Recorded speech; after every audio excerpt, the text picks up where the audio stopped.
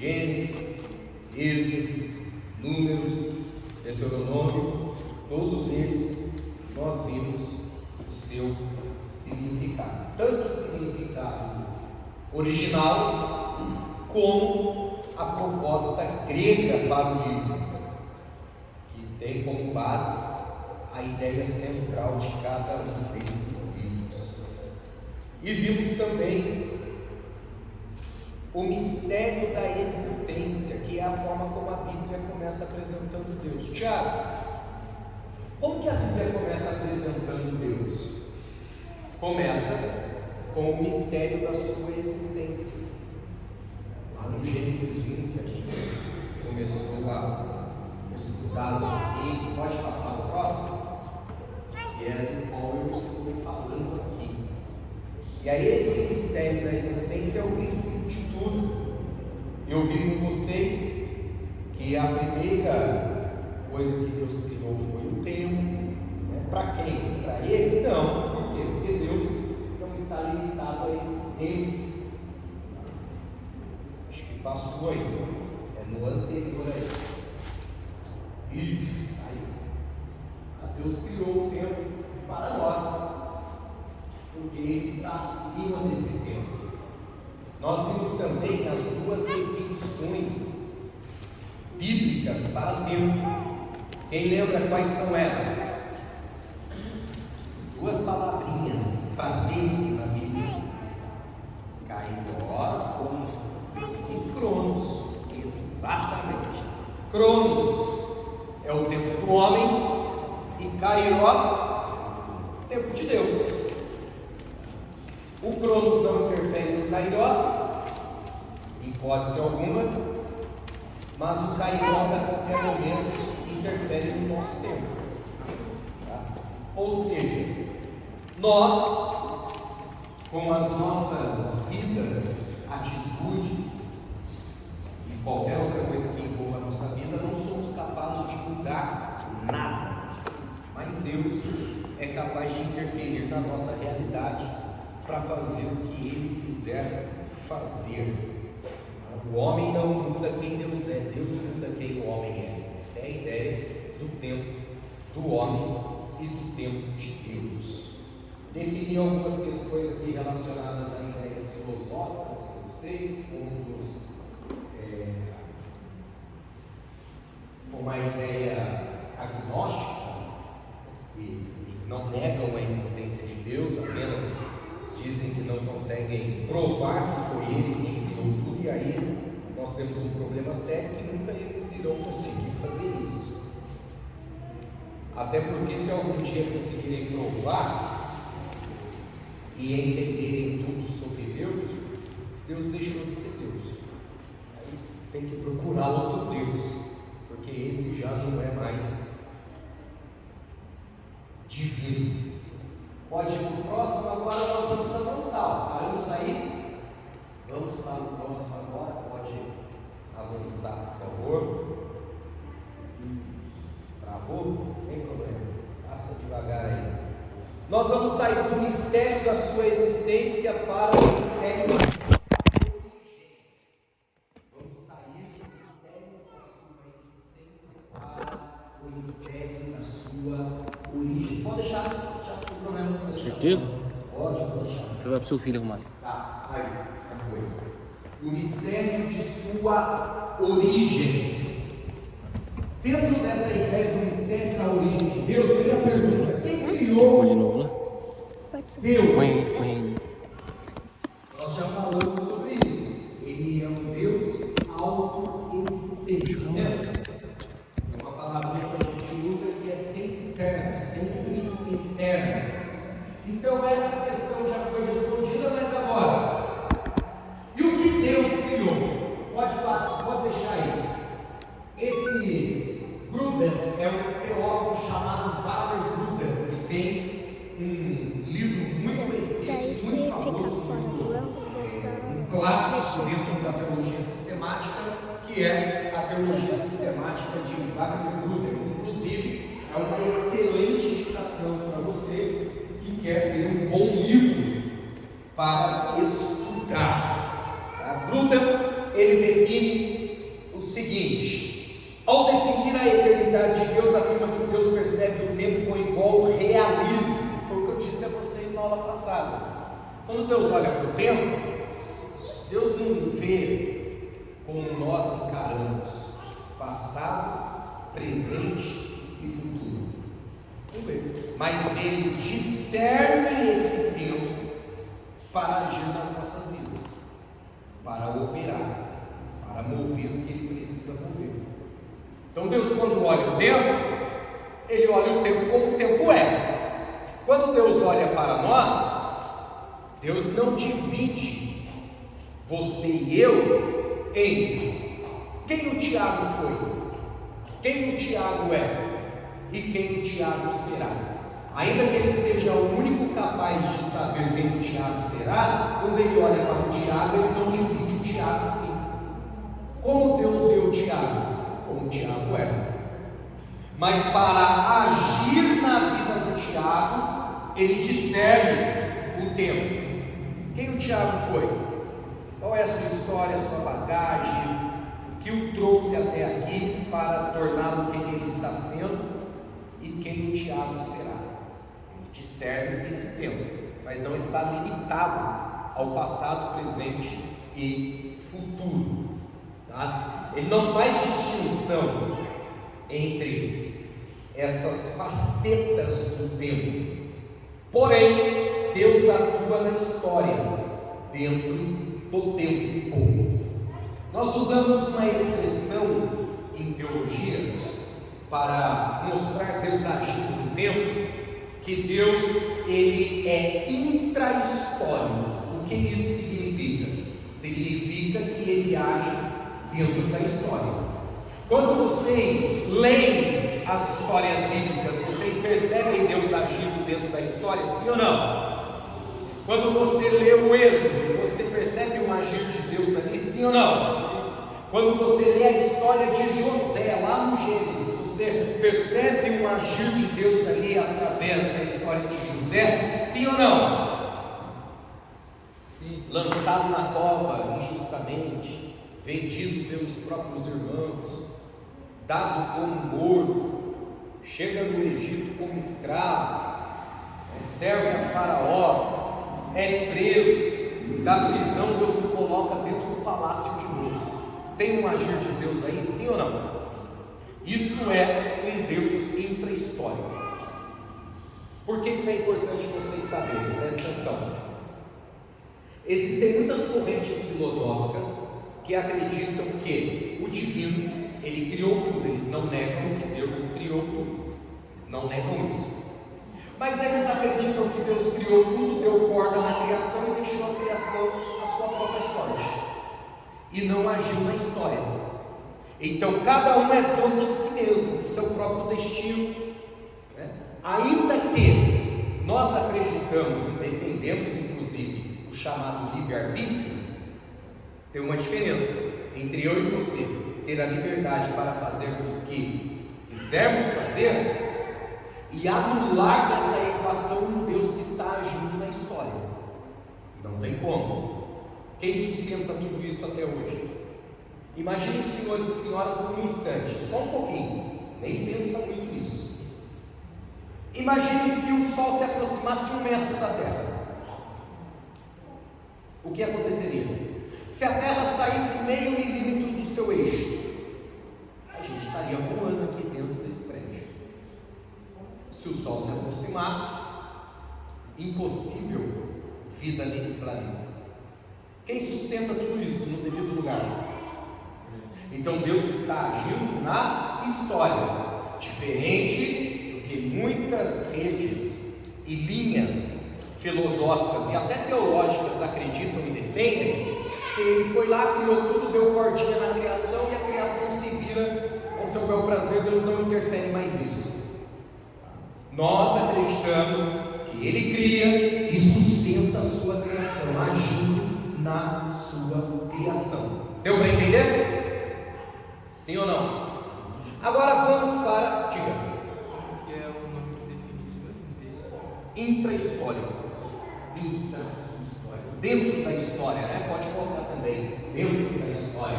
Passa uma vez para mim, por favor, João. Isso, tá bom, hein? Existem dois verbos que definem o processo da criação. O primeiro é para, o segundo é asa. Para é criar a partir do nada. Gênesis capítulo 1, versículo 1. No princípio criou Deus os céus e a terra era sem forma e vazia, havia trevas na face do abismo, o Espírito de Deus pairava sobre a face da terra, e Ele foi criando. Tudo isso Ele cria a partir do zero absoluto. Ele cria a partir do nada. O verbo usado aí para criar é bara, criar a partir do nada. Passa mais um, por favor. E aí vem a pergunta: como Deus cria sem ter matéria-prima? Como Ele cria a partir do nada? Como Ele cria a partir do zero absoluto? Essa é a pergunta que fica. Como Ele criou tudo a partir do nada? Quem trouxe Bíblia? Vou pedir para vocês sempre trazerem Bíblia. Quem puder, traga caderninho, traga uma caneta, um lápis, para vocês irem anotando, tá bom? Ô João, até onde que eu posso ir para não sair da gravação? Até aqui assim? Tem que ficar aqui? Meu Deus do céu, tem que ficar parado. Eu tenho que ver um outro jeito então, quando eu puder andar aqui, eu não consigo ficar parado. Tenta gravar do outro lado ali. Vamos lá, tem que ficar parado hoje. Vamos lá. Abram a Bíblia de vocês no Salmo 33, versículos do 6 ao 9. Quem achar, lê pra gente, lê forte, para sair na gravação aí. Eu estou mostrando para vocês como Deus cria a partir de nada. Como Deus cria sem ter matéria-prima. Salmo 33, versículos do 6 ao 9. Pela palavra do Senhor foram feitos os céus e todo o exército deles. Então, peraí, como Deus cria céus e terra, tudo que Ele criou a partir de nada? Pelo poder da sua palavra. Olha o que está escrito, continua lendo até o 9, por favor. Pelo Espírito da sua boca. Olha aí. Pode ir. Ele ajunta as águas do mar como num montão, põe os abismos em tesouros. Tem toda a terra ao Senhor, temam-no todos os moradores do mundo, porque falou, e tudo se fez. Como Deus criou a partir do nada, Ele falou, apareça. E tudo apareceu. Continua. Mandou e logo tudo apareceu. Aí Ele não pediu. Ele não perguntou se era possível. Ele fez o quê? Mandou. Ordenou. Mandou. Apareça. Teve que dar um jeito de aparecer.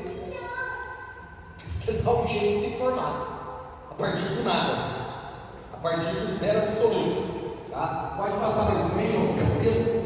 Então, como Deus cria a partir do nada? Pelo poder da sua palavra. Quem é essa palavra? Essa palavra é a expressão chamada verbo, logos no grego. Quem é o verbo de Deus? Quem é o logos de Deus? Jesus. João capítulo 1, versículo 1. Vamos lá? João capítulo 1, versículo 1.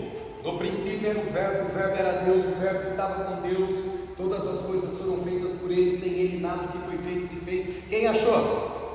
No princípio era o verbo, e o verbo estava com Deus, e o verbo era Deus. Quem é esse verbo? É a palavra agindo.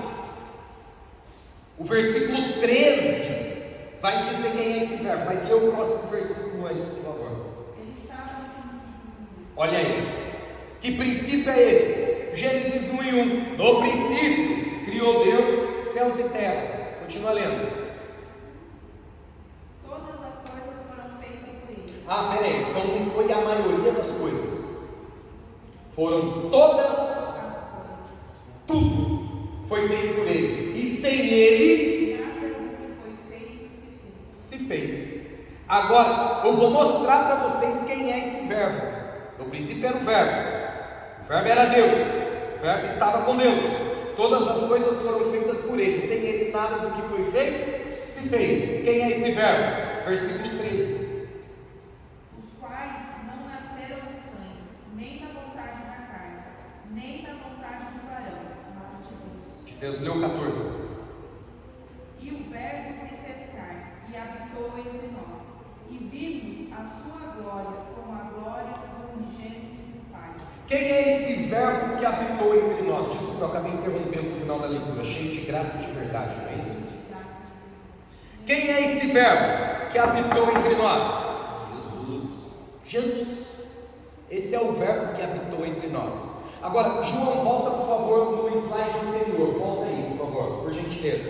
Vou mostrar para vocês o que o gnosticismo aí, ó, eles pregavam. O que o gnosticismo pregava? Eles pregavam que o homem é matéria, mortal e limitado. Portanto, existe uma barreira de divisão aqui, ó. A barreira está aqui, o homem está embaixo dessa barreira. Por quê? Porque ele é matéria, ele é mortal, ele é pecador. Esse homem pecador só pode romper essa barreira entre ele e Deus se ele evoluir intelectualmente. Então o gnosticismo pregava o seguinte: o ser humano evoluiu um pouquinho, ficou um pouquinho mais inteligente, rompeu essa barreira. E aí é o que a gente chama no grego de emanação. Ele emanou, ele evoluiu, é o Zions no grego, evoluiu, então ele chegou um pouquinho mais perto de Deus. Só que mesmo evoluindo intelectualmente, esse homem mortal, pecador e limitado, jamais poderia chegar até Deus. Por quê? Porque Deus é santo, ilimitado e eterno. Mas esse homem que rompeu essa primeira barreira, poderia continuar evoluindo um pouco mais. O que eles diziam sobre Jesus? Diziam que Jesus foi um homem evoluído intelectualmente. Então ele emanou a primeira emanação, ele emanou a segunda vez e a terceira vez, mas jamais poderia ser Deus. Por quê? Porque se ele era homem, não poderia ser divino. Se ele era homem, ele era limitado, jamais chegaria até o ilimitado, muito menos ser o próprio ilimitado. Aí eles diziam o seguinte: Jesus chegou até o máximo que um ser humano pode chegar, até próximo de Deus, mas jamais até Deus. É por isso que João escreve o seu evangelho, para combater essa heresia dentro da igreja, pregando que Jesus não era Deus, porque se era homem, jamais poderia ser divino ao mesmo tempo. Deu para entender, sim ou não? Aí João diz: ok, primeiro eu vou provar que ele é Deus. No princípio era o verbo era Deus, o verbo estava com Deus. Vou provar também que foi ele quem criou tudo, sem ele nada do que foi feito se fez. Agora vocês estão dizendo, gnosticismo, que é impossível o homem chegar até Deus? É isso que vocês pregam? É isso, João, não tem problema. Deus se fez homem e habitou entre nós, resolveu o problema. Volta agora para onde nós estávamos. Deu para entender, sim ou não? Acompanha aí, vamos lá. Pronto. Na semana passada, o senhor havia falado do princípio, né? Princípio, então ele já existia. Não entendi, fala de novo. Não tinha falado na aula passada sobre o princípio, né? Sim. Aham. O princípio ele já existia. Não, Deus criou o tempo. Esse princípio aí é tempo.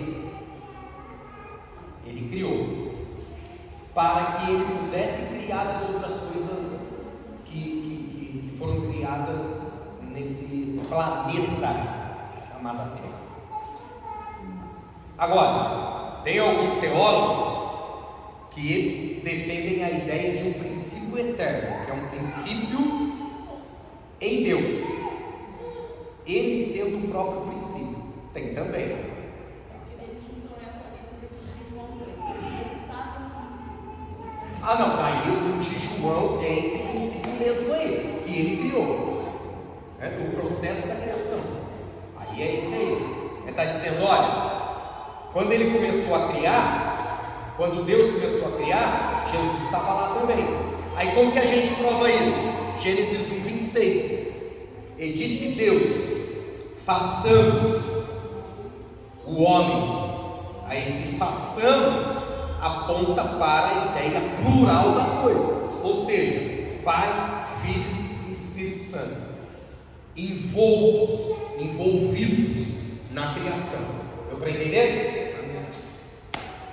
Então vamos lá. O verbo dar tranquilo, certo? Criar a partir do nada? Não tinha nada, passou a existir. Como? Pelo poder da sua palavra. Agora, quando Deus vai criar o homem, o verbo muda. Qual é o verbo? Asa. O que significa asa? Criar a partir de uma matéria-prima já existente.